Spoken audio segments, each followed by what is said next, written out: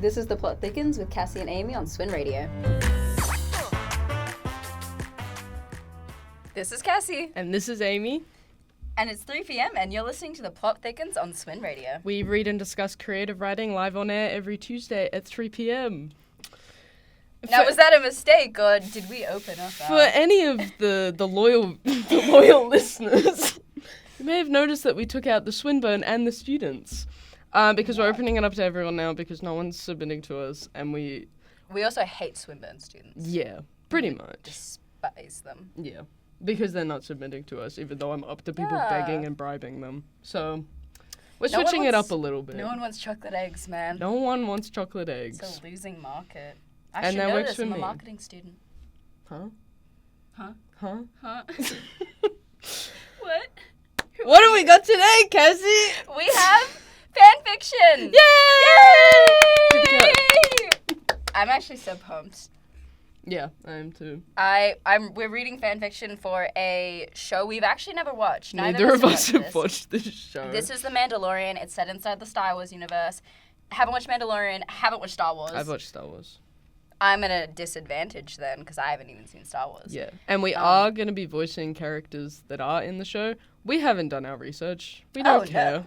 We're just going to voice them the way we want to. So yeah, I'm feeling a really strong British accent towards one character. Oh, is that Mayfield? Mayfield. Yeah. You absolutely I'm feeling that too. Am I doing that? Yeah. Okay, cool. You're going to be every character. Even the main character. No, I don't want to. All right. Anyway, so just to clarify, this is a self-insert fan fiction. Yes. By Rain. So. Yes. If you're wanting to follow them, Rain_34 on AO3. And I will put that link in the description of the YouTube video I will be posting this on Sweaty Jesus on youtube.com. I don't believe that this is published on their account, but I think they've got some other stuff up. So if you like this writing style, honestly, this is how creative writing people get their start. Tumblr, AO3. It's a fun life, man. And we can relate. You reading your handle out? No, you guys don't get that. That's for the Patreon. Guys, only $5 a month, and to read our AO3. I haven't revealed that to anyone. Well, revealing it live right now. Yeah, I guess so. Okay. All right, start. It's me reading, so it's me reading fantasy, kind of dystopian that I don't know. So. And this is just chapter 1. This is, chapter 1, which is fun. I don't think we've ever read a long-standing thing starting from the first chapter. Starting from the first chapter, yeah, we usually start a few chapters in. So having this context is actually kind of fun. Perfect, okay. This is chapter 1, the Electro Rod. I don't believe the full title, I don't believe there's a title for the full thing. Weaponsmith. The Weaponsmith? All right, the Weaponsmith, chapter 1, the Electro Rod by Rain_34. Solving problems and puzzles was an appreciated constant in Alwyn's life. There was always something to solve, and there was always 2 very constant outcomes. Alwyn already knew the answer, or they got to learn how. It was one of the reasons they enjoyed weaponsmithing, and how they found themselves sitting cross-legged on the floor of the Roost space station, having abandoned their desk and chair hours earlier, attempting to reverse engineer an electro rod from stolen remnants, hands delicately fitting wires into places as the steady thumb of engines and fizzing welders found their ears. Alwyn had been with Ran and his crew for 2 years, manufacturing guns and ammo while being an all-around general mechanic for the myriad of ships that came through the space station, being paid mainly in the form of parts, ship scraps, old weaponry, and other stolen goods. Sorry. I need to space this differently because I actually can't read it. I'm so sorry. Do you want me to just read this bit here? Yeah. Okay. A small room with a bed and attached shower/fresher was also included. Although it wasn't long before Wynne realized they didn't trust those on board the Roost enough and instead slept in their ship, using the passenger seat as storage for their few precious belongings. As the months went by, they found sleeping and storage to be the ship's only purpose. The 2-person fighter's ability to continuously break down bewildering but no longer surprising. Wynne had trained their ears... Sorry, did you want me to keep reading just this big block? Oh, okay. You want to take over that? Okay, yeah. Yeah. Sorry. Wynne had trained their ears to hear conversations over heavy machinery and loud noises since they were young, easily finding snippets of talk between the clanging of hammers or sizzling of welders. The majority of the things they'd heard at the station hadn't been all that interesting. Tales of Shian's and Berg's disgusting crusades, Mayfield's many rants about how horrible the world was, and Rand going on about the good old days. It had been somewhat intriguing in the beginning, if not unsettling. Although Wynne's main reason for listening had been the stories of the Mandalorian they used to run with, but they had been few and far between.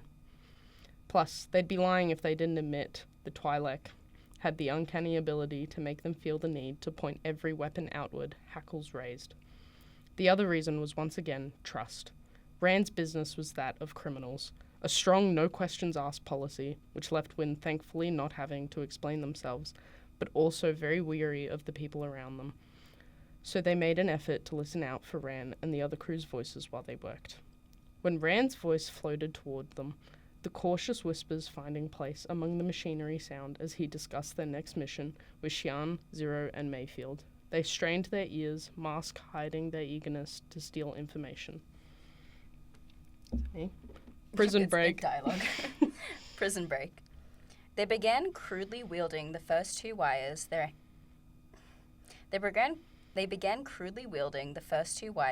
hands found together. Is that me? I don't know. I think that's you.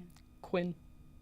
They pushed their hood away, focusing on the peripherals to see the crew walking towards the path coming up to the station. In Bothan 5.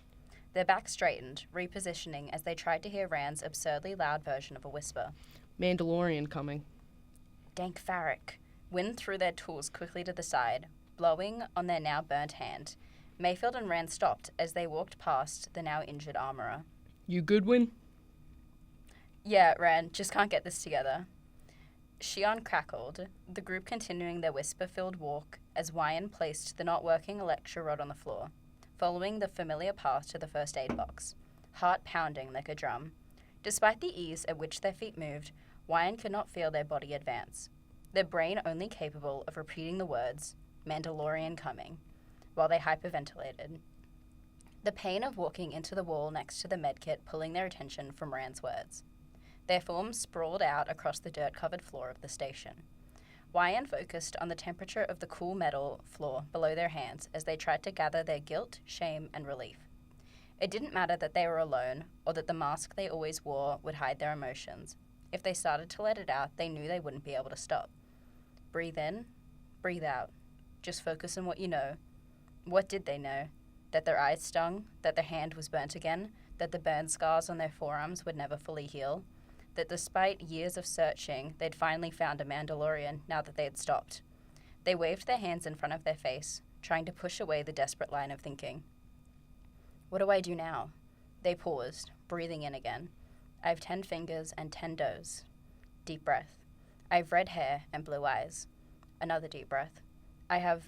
They shifted uncomfortably. Definitely sat on my braid. Wyan pulled the thin, floor-length cord from under them, staring at the matted lock they didn't dare brush out. Twiddling its ends in their fingers, they stayed in silence, pulling their focus to the task at hand. There wasn't a person or droid in sight, just lights and metal. If they heard correctly, and there was truly a Mandalorian coming, they needed to get on that mission. They lifted themselves off the floor, finding the medical cabinet they had almost forgotten they were visiting, and grabbed the Bacta spray, quickly dispersing the medicine over their hand, not bothering with a bandage. The hangar had been empty for a couple of hours, everyone else retreating to either their rooms or the mess. The only light on was that of the lamp on Wyan's desk, highlighting the abandoned electro rod and its stolen twin as they sat spinning mindlessly on the chair. Wyan was fairly certain that it would work, either that or blow up, which weapons like this tended to do if wired incorrectly. It had been 4 hours of fiddling, then testing, and despite the work they knew they would be doing on it, they felt they might scream if forced to look at it again, at least for the next day or two. Win. They jumped, almost falling out of the chair. Rand looked at them, amused. How's the electro rod? Using their feet, they swiveled the chair to face the desk. They sighed, not wanting to talk about it. It's going. I need it done in 2 days. What? They turned, sitting up straight in the chair. "This is a project, not a mission thing," they said, gesturing with their hands. It's a mission thing now. You have 2 days. With that, he walked off, leaving no room for discussion. Where the fuck did that come from? Wyan spoke to themselves, bewildered, staring at Rand's form disappearing further into the darkness of the station. They sat in silence for a moment, mentally preparing themselves to tackle the electro rod once more. Spinning the chair towards the desk, Wyan was welcomed by the sight of Cheyenne sitting on their workplace, one leg swinging off the edge as she fiddled with the electro rod. "What do you want, Cheyenne?" Their tone was flat, scowling at her through their mask. Jeez, Win. She put the rod down, getting off the desk to slyly walk towards them. I was only coming to check on your progress. As I said to Ran, it's going. They stood up from their chair, the two now centimeters apart. "Why the sudden interest, Cheyenne? You're not planning anything, are you?" The assassin walked past them, pulling a blade from their pocket to twindle. Of course not. She turned and faced Wyan. I just wanted to see how my favorite welder was going. Cheyenne smiled with feigned innocence. "Sure." Wyan moved towards the desk, inspecting the electro rod to make sure that the Twi'lek hadn't done anything to it. "So what's this mission then?" Nothing to worry about. They felt Cheyenne move behind them, head craned over their shoulder. "Will it be like the Imperial electro rods?" Oh, that was you. Oh.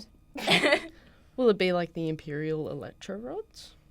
Capable of knocking someone out or burning someone's insides, Alwyn could feel the smile radiate from the Twi'lek, even as Sion slinked away from them.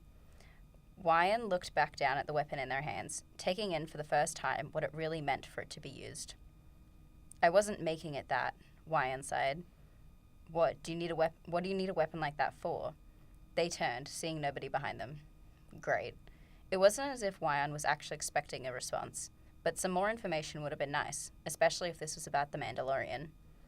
Looking at the desk and the myriad of electrical parts around them, Wyan turned off their lamp and tools and headed towards their room, locking the road and its pieces in the ship on the way. The shower's warm water was a welcome relaxant to Wyan's aching body, waist-length hair holding the water to form a blanket over their shoulders and back. It was time to brainstorm, not that they could write anything down. If Wyan had heard correctly, and a Mandalorian really was going to be on that mission, they needed to be there. Maybe they could claim needing to be there when the electro rod was used to join them, some electrical fault that needed a last-minute fix, or break Mayfield's guns before he left, although he wasn't particular and would probably steal something else from the next supply. There was a possibility of short-circuiting Zero or damaging the ship. Alwyn stared at the metal that encased them, going through every possibility and scenario. Before long, a small timer built into the shower let them know they were using too much of the station's water, and surely enough, it stopped flowing moments later. They sighed, using their hands to wring out as much of their hair as possible before drying it thoroughly with a dryer. They began their tedious ritual of getting ready, braiding their hair into one large piece, carefully leaving the thin braided matlock out of it before grabbing clothes from where they lay them on the bed and layering the pieces one by one. It wasn't as if their clothes were particularly complex or difficult to put on, but being from a culture that put high importance on clothing and the ritual of getting dressed and undressed, Wyan took the time to honor their ancestors, their family, while they did so, whispering their names to themselves in a silent prayer as the faces and graves flashed in their mind. Each black layer was tightly fit for easy maneuverability. Lightweight armor covering their thighs, torso, and forearms, with somewhat of a rectangular apron coming down from the front of their belt, sharpening to a point between their knees, a twin panel going along their backside. After putting on the armor, there was a long ring of fabric that clipped onto their shoulders, acting as a hood. Wyan threw their carefully weaved hair in front of them, not yet pulling up the hood as they searched for their mask. It wasn't round and large like that of a trooper, or significant like that of a Mandalorian. It was a simple face covering, curved true to the shape of a face to shield in a comfortable manner. 3 clips holding the black mask to their head and a small switch near the ear to turn their eyes into welding-appropriate goggles. Leaning forward, they fastened each clip to the back of their head with careful precision. Practiced hands avoided catching hair in the clasps, flipping their braid back behind them. The armourer stared mindlessly forward, focusing on nothing, as their thoughts once again drifted to a home world on fire and a family they left to die. Wyan awoke to the sound of a fist banging on the metal of the ship, eyes adjusting to the one-way glass while they instinctively found their mask, clipping it on as Rand's voice called out. Rise and shine, Red. We've got work to do. They watched as his chipper form disappeared down the hangar and banged their head against the rest. The entire past 2 days wasted on an electro-rod that barely functioned and zero feasible ideas on how to get in the mission. They sighed and balled up their blanket and threw it into the seat behind them. Had the ship been working, they'd be worried about blocking the back view, but with more broken parts than working ones, piling another item atop the endless bags of metal and belongings behind them was one of the least of Alwyn's worries. Electro-rod in hand, Wyan hopped down from the ship and headed towards their workstation, skipping the meals in hopes for enough spare time to convince Rand that they needed to be on the crew. Mayfield, Cheyenne, and Berg were talking by a nearby ship, and despite Alwyn's desperation to hear what they were saying, they forced themselves past them, speed-walking the length of the hangar focused on the 6 broken, black pieces of stolen electro-rod that sat on their desk, with determination blinding them from Mayfield's form as he followed after them. Abandoning Cheyenne and Berg with a small piece of electronics in his hand and a smile on his face. Wyan had made it all the way to their chair, hands already on their tools before Mayfield got their attention. Win. He leant down, one hand on the back of Alwyn's chair. You got the original from Lawrence, right? Wyan looked at the stolen pieces of electro-rod sitting further up at their desk. Yeah, why? With the shooter's other hand, he passed them the small electronic component with a feedback loop they'd never seen before. He forgot to give you this. Wyan turned the piece around in their hand, staring at the reason that their electro-rod never seemed to be wired properly. Holy grift, how long have you had this? Oh no, don't thank me. Why would you do that? Mayfield was already walking away by the time Wyan processed his sarcasm, too far to hear the "thank you" directed at him. It was in this moment that Wyan decided they were grateful they didn't end up messing with his weapons. The component was entirely undamaged, seemingly removed in quality from the broken pieces that they had been working from. They removed the loop from its casing, and placed it within the electro-rod, hands ready to solder the pieces into place. Then they stopped, staring into the circuitry. If this brought the electro-rod to full power, then they'd lose the only excuse they'd had to get on the mission. They pulled the piece out and tucked it into the pocket, quickly reclosing the rod back up, and in the hopes that nobody had noticed their deception. It was still sparking when they pressed the button to activate it. They tried their best to remain casual as they got up from their chair, their hands fiddling with the weapon as they searched the hangar for Ran. When they found him talking to Zero, both stood at the end of the unoccupied ship bay like they were expecting someone. They picked up their pace, feet moving swiftly around the various piles of scrap metal that littered the worse-for-wear hangar. Ran. End of chapter 1. I'm so I struggled so much. Love the amount of name changes that Xian went through. I thought I was consistent. You said Cheyenne by the end. I was trying really hard not to say Xeon. I was like, shuh. If I get the sh, then I'm happy. If I don't say xa. Cheyenne. Xion. Sorry. I'm so sorry, Mandalorian heads out there. Didn't even pick up, like, the YN thing. Wyan? Yeah.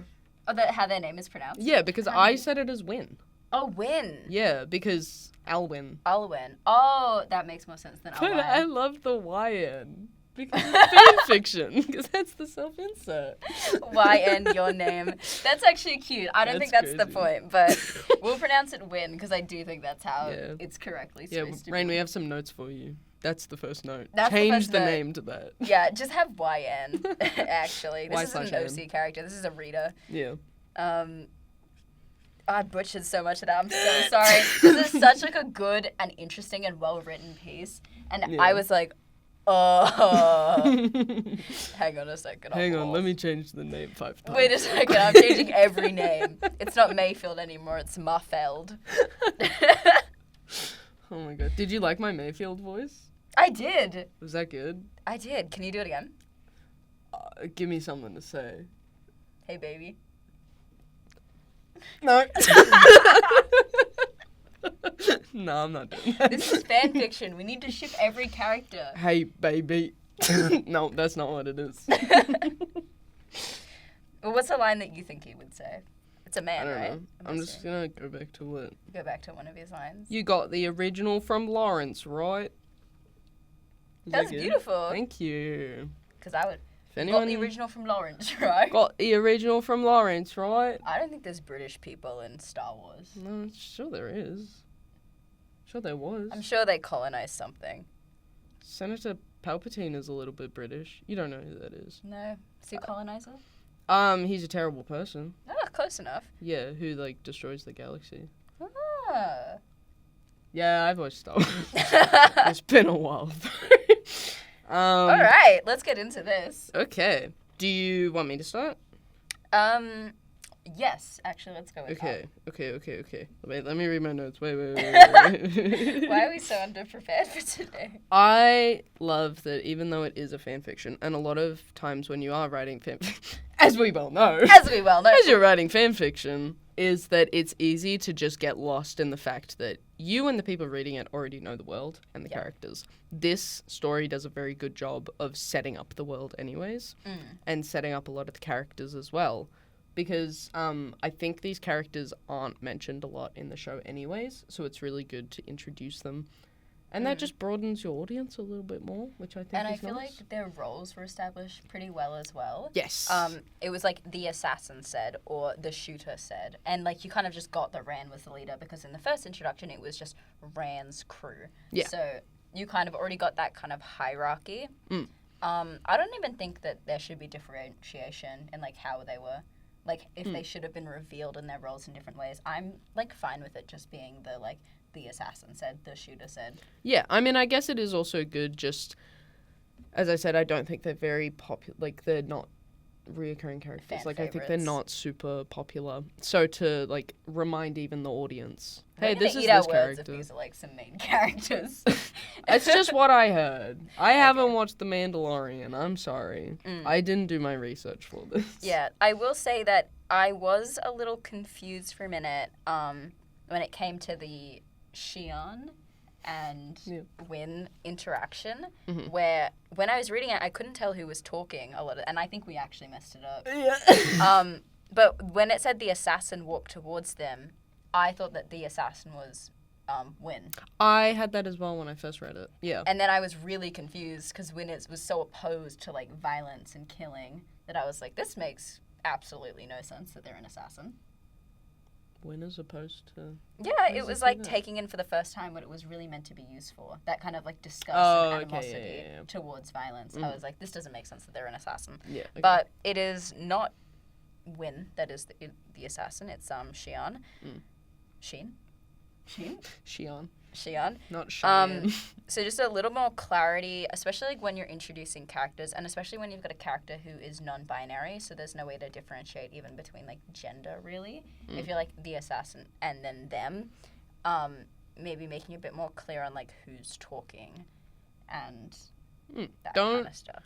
I know a lot of my feedback is usually don't just use people's names for the dialogue, like use like descriptive words. In this sense, use people's names. Like Yeah, especially if it's like you're using it to introduce the character. Yeah. Because then it's like, I don't know who the assassin is. Yeah, I feel like, especially in a first chapter, it's okay to just use people's names, and then as you go, descriptions become more obvious, and then you can use those descriptions to describe it, so it's not just repetitive. He said, she said, they said. Or even if it was like the Twi'lek assassin. Yeah. Because then we would have had more indication we already that have this that description wasn't of them. Weon or Win. Yeah. Because I actually don't think we get Weons. It's so in my head. I don't actually think we get Win's species. Are they a human? I'm assuming. They're from a different planet. A dying planet, I think they specified.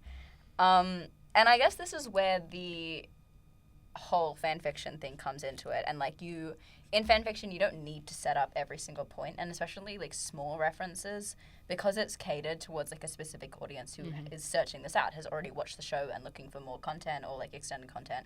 alternative content, you don't need to explain anything. But in the case of me, I didn't know what a Mandalorian was. So I was under the impression when I first read this that the Mandalorian was a single character. That the Mandalorian was a title or a name. Yeah. It was just Pedro Pascal was the Mandalorian. That is not the case. The Mandalorian is a clan, which is like a why culture, Win. Win. I struggled to hang in for a second. That's what I'm sticking with. I'm sticking with Win. With Win? Yes. Yeah, which is why Win is just a Mandalorian, is what they're talking about, like confronting a Mandalorian. Yeah. But I don't know what context that has in the world. I wouldn't have a damn clue. I did want to make a point about the names, though, because there are several times in the story where Win and, I'm just going to say Olwyn. Olwyn. Oh, I had this is too. used interchangeably. I think you need to stick with one. Because perfect. We had like the same note for that. I feel like if you still wanted to add the full name, you could have a lot of fun with it as well, where the other characters like Xian like calls them Alwyn to like really exaggerate like that distance that's between the crew and Win. I also had the thought that they could use Olwyn in their internal monologue when they're talking about stuff that's traumatizing to them, almost like in a way distancing. To detach themselves from it. themselves. It's not even, like, it's a different kind of persona of themselves that's more detached from how they see themselves. Yeah. But I think when you're doing, like, inner monologues and stuff, you need to stick with one because then it just jumps around a little bit too much. Yeah. Which, like, you'd probably use Win for the internal monologue. Because no one calls themselves by their full name in their internal monologue. I don't. I do, because my name is just Your Amy. name is 3 letters. I don't want to hear you. My name is 9 letters. I ain't doing all that. Yeah, just with that. Especially because they also have a nickname in Red. Oh, yeah. Yeah, Rand calls them Red, and I don't know that what that's meant to be. That could be because of their red hair. They have red hair? Girl, you read the piece. What are you talking about? Red? It's when they're, they described it as little, matted, but I don't think they described it as red. That's the braid. I have red hair and blue eyes. Oh, they do. You literally read that bit. What are you talking about? I was so focused on the words. You were focused on... on reading. On YN and Cheyenne. On YN and Cheyenne. My favorite characters. Red, that makes so much more sense. Because I was thinking it was some kind of... Because, again, when I read this, I thought they were an assassin. So I thought it was a reference to, like, blood on their hands or something like that. Okay, yeah. Okay, or even, like, I know it's referenced that they have, like, a lot of scars, like burn scars on their arms and such like that. I thought maybe it was, like, a physical description in that sense. Or just because they're a welder. Yeah. Yeah. But I think it's the red hair. Yeah, that definitely makes more sense. All right, we're going to add that to the tally of how many things Cassie misses in every single story. I'm sorry. But I also think it's interesting that Rand has this, like, nickname for them when they're not close, like this level of... Not closeness, I'm saying that they use it as almost like an insult. Oh, okay. Like, because everyone else on the team seems close, and I think that's because they are from the original story. And I guess this is, like, a thing on, like, all fan fiction, where if you just introduce a character that's, like, buddy-buddy with everyone, it kind of feels like, and Bumblebee. If anyone gets that reference. Alex from South Park, where it's like, dude, who are you? Who are you? So it makes sense that introducing a original character, they're kept at a distance so that you can actually, the reader can see the relationship of the original character or the reader insert character form with the actual cast and crew of the original show without it feeling like just like jarring, like a first 13-year-olds like Wattpad fan fiction where everyone just loves them. Oh, I remember it well. I was never on Wattpad. I was. I was writing fan fiction at 11 years old. Yeah, was it this good? Yeah, it was pretty good. No, it was terrible. Critically acclaimed. I was just like, and then I did this, and then I did it, and I wore this, and I look like this. Yeah. Back to it. So yeah, I think when I'm giving more commentary on like fan fiction writing now rather than just like original character writing, but that need to start from somewhere, like from the complete beginning, where like you're seeing, Because it's also, the character has canonically, within the fanfiction, been with these characters for 2 years. So it's making me wonder how much of those 2 years... If everyone else is so buddy-buddy with each other, why is Ran, or why is, like, the rest of them and Ran's crew and Win so, like, separated still? Well, we might be discovering that later in the Yeah. into Peace. It just makes me wonder, because obviously I think Star Wars is, like, a very intense, high-setting, dangerous place. And, like, even in The Mandalorian, I think one of the main relationships or dynamics between Baby Yoda, I don't know what its official name is, and Grogu. Pedro Pascal is, like, in this place of, like, death and dismay. Like, you care about those that are close to you. So I'm wondering, like, what... I don't understand the internal, like, dialogue of the character, why they're so opposed to becoming friends, or, like, becoming close at all. Well, I think it could be a situation. I mean, they talk several times about how they left their family behind, and It's they're been 2 all years. dead. Oh my god! Let's open up a So bit. they could just have that.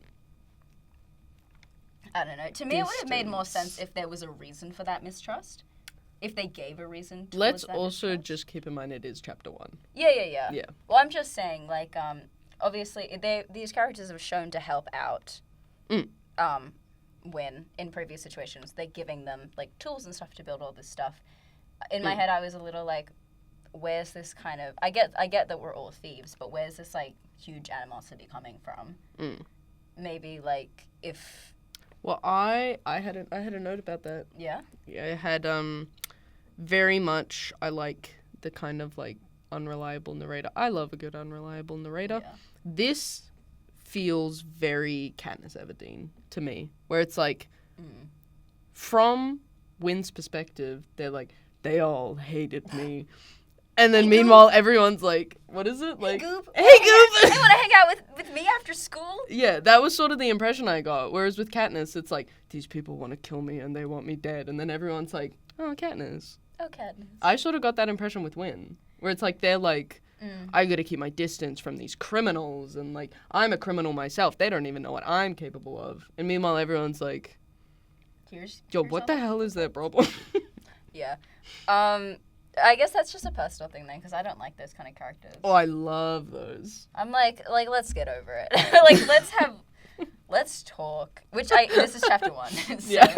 obviously we're going to have that build up. Yeah. But, I don't know, I feel like in my head it would have made more sense if we were given, like, a reason. Like, if Win was like, I know Rand's betrayed someone in the past on their crew. Or, like, I don't trust the way that Rand does this. Or even tie in their, like, hatred of violence.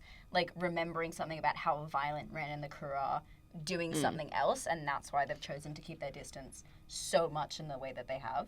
Well, I mean, I guess it depends what happens, because personally I see it very much as because of themselves, and they might be scared of themselves and what they're capable of, that they want to keep that distance from other people purely because of themselves. Oh, I got the complete opposite thing where they felt weak. Like, they felt, like, weak compared to the rest of Oh, the I group. got it that they did a terrible, terrible thing. And that's why that's why they're happy with the, like, don't talk about, like, what you've done in the past thing. Because they're like, that's great, I don't want to talk about it.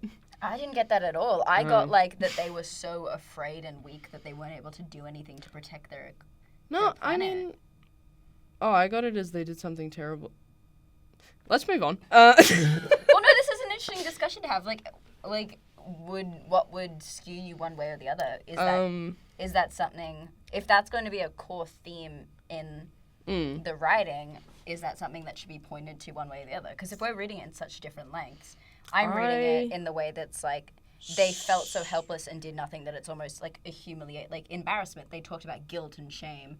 I kind of read that as like guilt for not actually being able to do anything to stop this force. They were too weak at the time, and that's why they've got this guilt and shame. But you've read it as like they did something horrible, and that's why they felt that guilt and shame. I mean, it was mostly just the very beginning part. I'm trying to find it.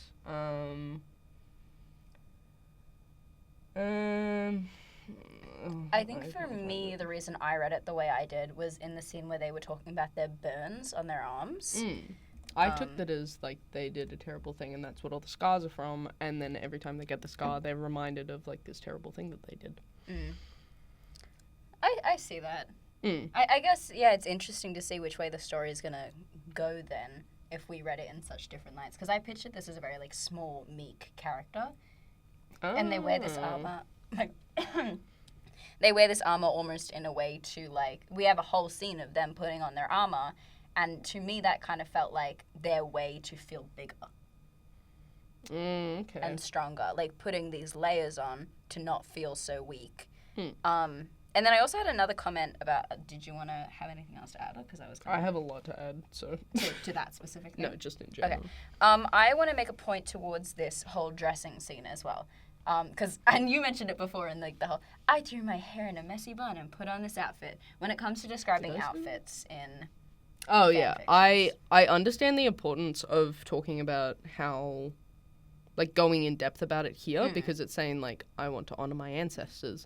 But I feel like the scene goes on for a while without adding a lot except for, like, physical depictions of what the armor looks like and everything. I feel like it would benefit more from more sensory detail, from more, like, you know, when they put this specific piece on, it reminds them of this person, and maybe they get, like, a flash. And I know at the start it says flashes of their face in their graves.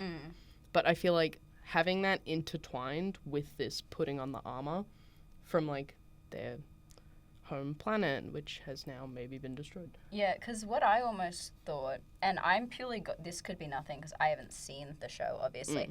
I am thinking that this is a reference to something in the show. That this is a specific suit of armor that if we watch the show, we would recognize. Oh, yeah. Which could be interesting if this is, like, if a planet was destroyed in the actual show of The Mandalorian and we, you know, audiences saw the Planets armor are destroyed all the time. Planets are destroyed all the time. But I could think that the reason for this level of detail could be that we're supposed to connect what this actually is to a specific location. There's a specific term for it, culture. and I've forgotten that. I don't know the term at all. We gotta put our screen franchising brains on. Also, the fact that this is a Padawan, this is a Jedi apprentice as well. How do you know that? They have the Padawan braid.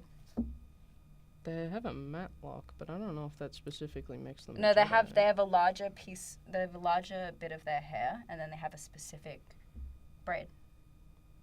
Yeah, but I don't know if the braid is always. I'm pretty sure that's synonymous. There is with the Padawan Padawan braid, but I don't know if this is specifically that Padawan braid. It could be a braid that maybe, like, their mother back home made them, and now they don't want to take it out or something. I kind of saw this as a reference to being a Jedi apprentice. It could be, but I don't know if Jedis are around in The Mandalorian. That's what I was thinking. I was like, is this like a, ooh, they're a Jedi kind of thing? You know what I mean? Classic Star Wars. Classic Star Wars. We're always Jedi. You kill them all off, and then you bring them back. Because then that could lead to the whole, like, wanting to conceal their past thing. Oh, yeah. But I don't know if maybe they were a Sith. Do you know what that is? I do. I just found it really funny that you, like, had a lisp on that word. A Sith. A fifth. A Sith. Okay, we're getting to the 20-minute mark, so I think it's not reading your notes Damn it. rather than mine. Obviously, again, this is the first chapter, but I think definitely in the first chapter, there's so much about Win, obviously. I thought, like, little more tidbits between the rest of the crew, like, overhearing it. There's a specific part mentioned, and I love this part, mentioning about, like, Win had trained their ears to hear conversations over heavy machinery. I would have loved that in this chapter a little bit more. And I'm sure it will be throughout. If it's not, I feel like that should definitely be implemented because that's great foreshadowing. Like, that's a great sentence for that. It's also a really good character, like, trait. Yeah, like being super alert all the time. Yeah, especially for a point of view character. For a first, this is third person. Third person, but, like, in the point of view of it. Yeah, focusing on one character. Focusing on the internal monologue of one character. Yes. To have a, like, character trait that so easily allows a writer to explore other characters and other settings is really smart. So carrying that across to other chapters for other contexts and stuff is great. Yeah. I did have something to say. And this is also a great way to do it, to not make them seem very overpowered. Like, they just know everything, or just, like, exposition. This is a very good, like, way to kind of segue that. I also wanted to make a comment about there's a lot of stress on the I also can't. Yeah, I Electro rods. Electro rod. There's a lot of conversations about it, but I feel like it doesn't always add a lot to the conversation when it keeps getting brought up. Obviously, there's a stress towards it of, I need to do this because now it's a mission, not a project. But I feel like much more needs to be added. I also feel like, because Win is very obviously a very smart character. Yeah, intelligent. And isn't able to get this thing done. I feel like there should be some, foreshadowing towards, I'm missing a piece, and which piece could it be? Just something like that instead of, I can't do the electrodes, it's not working, I can't figure it out. I guess it was a personal project, though. Like, Win wasn't like, I need to get this finished, until they did. But I get what you're saying, yeah, that to set them up as a, smart character, a very intellectual character, and then for the conflict resolution to be, the other guy's like, here you go, here's the piece you were missing. And they were like, oh. Yeah. I feel like, and I also love at the end that they intentionally keep the piece out. I love that, because that also adds, deception to their character and that mystery. Very sneaky. Where they're not, then, they don't have that moral obligation to tell the truth, which I love. Yeah, unreliable. Yes. Oh, my favorite. Unreliable narrator. Yes. Yeah. I have to say, this is a good setup for an unreliable narrator towards the audience as well, rather than just to themselves. Yeah. This does seem like a story where it could easily... A lot of unreliable narrators, throughout the story, just things don't make sense. But this is a good setup for an unreliable narrator where it's a plot twist that they've actually kept things. Yeah. If that makes sense. Because it's not that things aren't adding up throughout the story. It's showing that this character has the ability to skew a narrative to their... they have actually that incentive to do it. So doing it to the audience is, a fun plot twist way to do it. I had a point before about the clothing scene. Yeah? Yeah. Here I've just written less focus on physical clothes and armor and more focus on the thoughts of home. And then I also wrote to add the mystery is done well of what happened to their family. But I feel like ending the paragraph on family they left to die and just completely moving on from that. The mystery is good, but I feel like there needs to be a little bit more build up to that in the paragraph. Just a little bit, I feel like, would give that line a little bit more oomph rather than you're reading it and then it's oh, and then you're just moving on again. I don't know. That was just my little thing. My stomach is rumbling so bad right now. That probably picked up on the microphone. That was funny. I'm so hungry. Anyways, I also had some tiny, nitpicky. Okay, you get your nitpicky stuff, because I wanted to come back to that line, because I completely disagree. Oh, okay, you do that first. I'll do my nitpicky later. Just I think I really liked how it cut off, how it, built up to something. Oh, okay. Very slowly being blah, blah, blah, and it's, left them to die, and you're, left, wanting to know more. You're wait, what? And then you just don't go back to that, because it means that there's an ability later to, Come reset it up. Almost this is so inside Win's, head that obviously they're not going to go into when my family died and then this happened and this happened. That's that chance to be yeah, I'm not just gonna actually look at my trauma right now. Yeah, Win's actual wanting to just completely remove themselves from it, I suppose. That's kind of what I was saying. I like that drop off. I just think there needs to be a little bit more build up to it. Oh, to make it have that the beforehand of it. Okay, yeah. I see your as I was saying, through the clothing scene, I feel like there can be a little bit more build up to that. Yeah.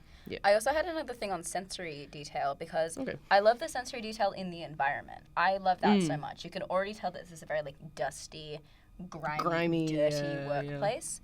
But you only get sensory detail in the environment. And when you have really great sensory detail, and I know you can do sensory detail, then it makes me disappointed when there's no sensory detail anywhere else. I know you were talking about the clothing, feeling overwhelmed or trapped, or even the sense of hiding within their clothing, or even in the food they eat, or the bed that they sleep in, all these other moments, the tinkering of the machinery, the electrical currents and the zapping and the burns and how everything feels against their own body.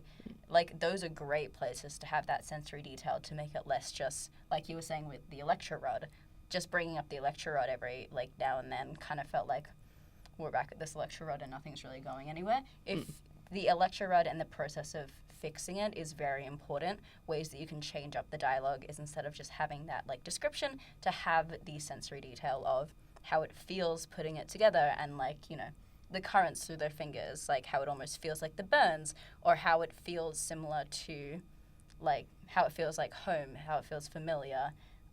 Great places to, like, break up that just, like, dialogue and that description that happens very repeatedly, and have more sensory detail that, like, grounds the reader in the character.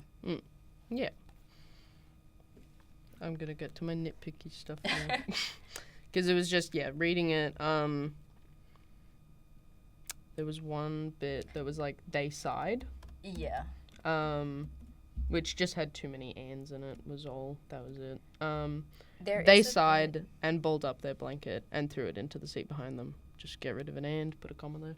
That was all for that one. Can you pull up something on your end? Yes. And I'll pull it up on mine, Okay. where Mayfield was following Wynne. Oh, like at the very end? Yes, because there is a whole sentence that I actually changed when I was, like, copying it in my thing, because the original sentence, and I'm just going to read it how it originally is. Mayfield, Sheen, and Berg were talking by a nearby ship, and despite Olwen's desperation to hear what they were saying, they forced themselves past them, speed-walking the length of the hangar, focused on the 6 broken black pieces of stolen electro rod that sat on their desk, their determination blinding there from Mayfield's form as he followed after there. Abandoning Shane and Berg with small pieces of electrolyte in his hand and a smile on his face. Their determination blinding there from Mayfield's form as he followed after there. Yeah, I wrote that down here, which is... Yeah. Which, when I read it out, I changed to some electrical fault that needed a last-minute fix, or break Mayfield's guns before he left. Never mind. I made a completely wrong different section. Here we go. On their desk. Their determination blinding them from Mayfield's form as he followed after them. Because what that sentence is meant to be saying is that Wynne is so focused on getting to their desk that they don't even notice Mayfield. That Mayfield was following them. That's what the sentence is meant to say. But that did take me a very long time to figure out what they were actually trying to say and what the context of the sentence There are just a few times where there is just in there where them needs to be there instead. Yeah. But that's fine. Just... The best thing you can do is just read it out loud. Yeah. And then fix it up from there. There was one line that just says, "Why would you do that?" That just needs a question mark. Even if it is a rhetorical question. I do also want to say that the sentences, a lot of them, especially at the start. What? I can hear you tell me. I know. I'm so hungry. So let's wrap this up. A lot of the sentences, especially at the start, have a very strong atmosphere. And it's great. I think it just needs to be broken up a little bit, just so the sentences aren't so long. But obviously that's an easy fix. Just shove some full stops in. I feel like it was very clear in my reading that I struggled the most with those first sentences. Yeah, and again, like, the best way, and I think we talked about this last week with Max's piece, which is just, you just read it out loud, and you just shove some full stops in there. Especially when it's like... Do we take that advice? No. Especially when it's, like, really good, long, in-depth description after really good, long, in-depth description. Like, we love really good, long, in-depth description. But when it's, like, after each other, you get a little, like, tongue-tied and twisted. Yeah. There was... Oh, I'm trying to think of it. I got a piece of advice in one of my classes, which was, like... What is it? Oh, it's like 40% is description in a story. 40% is description. 60% is, like, everything else. Yeah. Like, dialogue, interactions between characters, like, all of this stuff. Yeah, I guess we can, like, be more lenient with it, though, because this is the opening sentence. This is setting the stage. Almost like in a film, you have an establishing shot where, like, there's no characters, there's no dialogue. You're seeing the scene. But there is something to be said about having it being easy to read. Yeah, especially if, like, we're describing so many things. We're describing, like, where we are, Alwyn's like internal point of view of like what they're doing, their puzzles, their life up to this point. We're getting fed a lot of information, so it's very important that the information is being received well, especially because a lot of this information comes back later. So we want to make sure that every single bit is able to be read and retained in an easy manner. Yeah, and that goes for like any, like that doesn't only go for like children and like YA as well. Like that's pretty across the board and all ages. Yeah, and also just the third paragraph is just very big. Shove some spaces in there. Just, yeah, because especially for people like Cassie that struggle with it. Me. Sorry. I was not looking at your hand. Yeah, shove some spaces in there. That'll be fine. That'll just make it easier to read.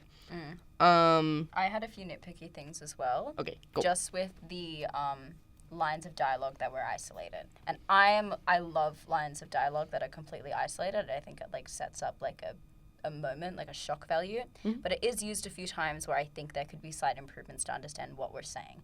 For example, when it says they strain their ears, masking their eagerness to steal the information, and then it's a paragraph and it just says prison break.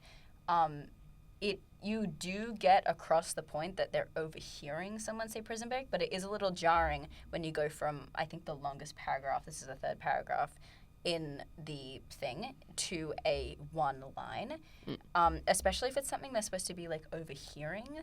And then it goes again where they then describe how they're, like, doing other stuff, and then you just get another line that's supposed to be, like, in the distance. Some kind of indication that this is something that they're overhearing, like even if it's in italics or bold or some kind of like thing to show it's not just like another line of dialogue, because especially because the character's been so isolated at this point.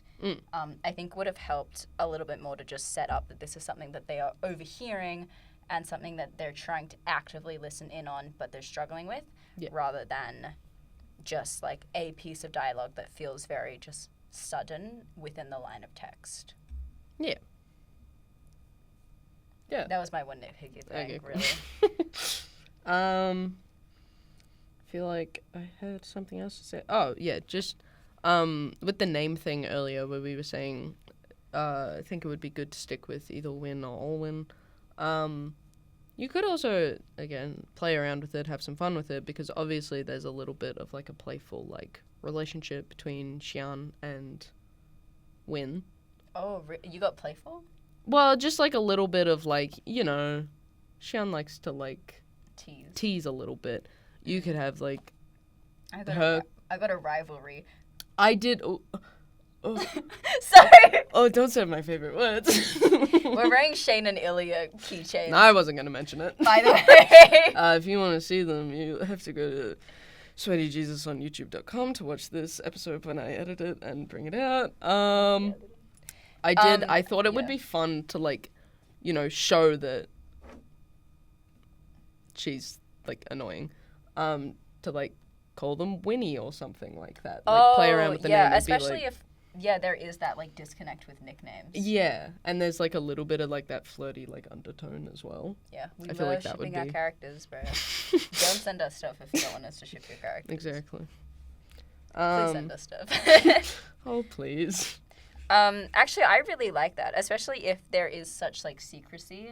Like, this team doesn't feel like the kind of team that's like, oh, yeah, we'll let you live in our ship for 2 years and not learn anything about you. Like, it does feel like they'd, like, push to the point of, like, being, like Red and, like, Winnie. There's, like, things to get under their skin to try and make them crack or break in a way. Yeah. Some level of, like, having a relationship between them. Yeah, I just thought that would be cute. Yeah. So, you know, I don't know. Also, just because there is one part where it says shower/fresher, I think also just stick with one, because shower is used again. So if you want to, just stick with shower, maybe. Yeah. I don't know. Because I know fresher is like, you know, like the lavatory, but yeah. Yeah, maybe figure out what kind of language or dialect they use in the show. And I think it is fresher. Fresher? Then I would use fresher, especially if we're not interested in an outside audience. We're only interested in a specific Mandalorian fan searching this out. Yeah. They'll understand what fresher means then. Mm-hmm. We wouldn't. There is also a line where it says drying their hair thoroughly with a dryer. I think that's just another, like, we need to find a synonym for it. Yeah. which, another nitpicky thing. Airing their hair out with a dryer. Yeah. Or That's even just, like, something. completely changing the word. Like, Yeah. the structure of the sentence. You only really need to use one. Because it's not an important sentence. It's just that they're drying their hair. Yeah. It doesn't need to be there. Mm. Yeah. I also just wanted to say I love Wynn's character because so much of it is show not tell. Yes. Where we learn a lot about them, that they're, very intelligent.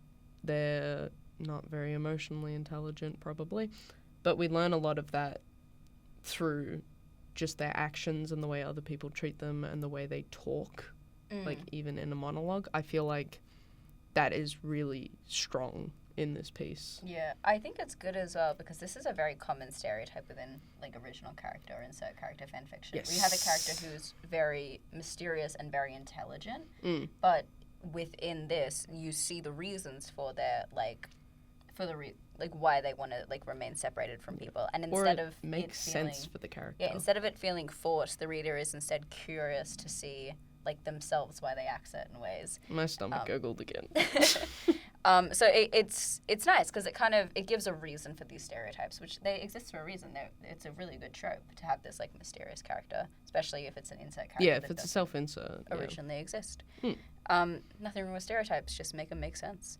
Yeah, because this character also doesn't seem like they are the most they've got their flaws.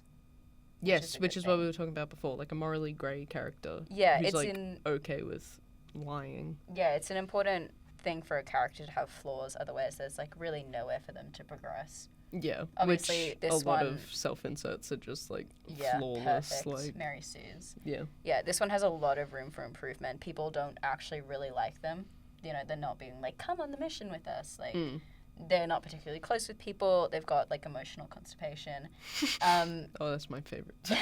So there is that like starting place to progress, and you can see very clearly like where they can progress, whether it's like something with the Mandalorian, something with the crew. Like it's a really good start point to evolve somewhere rather than it being a character that is set up to already have all the pieces in place. It's a really good way to do a self-insert character or original character. Yeah, well put. I don't know if I heard many more things. No. Any last minute things, because we've got 2.5 minutes on the clock. Yeah, just very effective way of the atmosphere. You can really tell like where they are, the kind of environment they're in. I did have one last minute thing. Go. We're gonna have another telly for Cassie like doing last minute stuff. I was a little confused about the motivations of the character. I would have liked a little bit more, even if they're not answers, a little bit more like set up to like what their actual motivations are. Why are they traveling with this crew? What do they gain from it? Are they trying to avenge or save their home planet? Are they trying to run from something?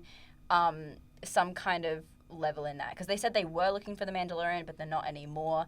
Was that like a mission or something? Some more set up on like what the actual motivations of the character that's what I was going to say. More Mandalorian talk. Yes, because especially in a monologue. Yeah, that's obviously such a big part of their character, that they've given up on something and then they want to find this Mandalorian. Why?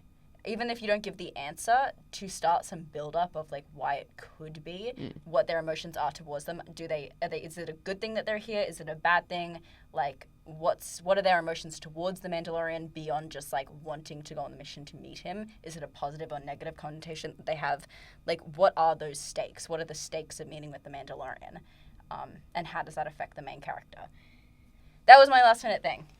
And thank you so much, Rain, for submitting this piece. And I will put their archive of our own in the description of this. Yes, and I think I said it video. Before, but this is not a published piece. It is not. So hopefully it will be soon. And then we can learn what happens. What happens next. Yeah. With these fun characters. Also, because I didn't say it, I love this piece so much. I do too. It's such a good... I love dystopian world building, fun stuff. Yeah. It's right up my alley. I mean, Star Wars is such a big... This audience is huge. Yeah. But, yeah. And representation. Non-binary representation. Yay. In such a male-centered show. Yes. We love to see it. We do love to see it. Go out, enjoy the sun. Yeah. It's a beautiful day. It might be the last hot day we get, so go outside, Don't y'all. freaking say that to me. Go outside, y'all. Yay. And See ya. we'll be back next. Oh, outro. Oh. We'll see you next week. You are listening to SwinRadio. SwinRadio. SwinRadio? SwinRadio. SwinRadio. You are listening to SwinRadio. You are listening to SwinRadio.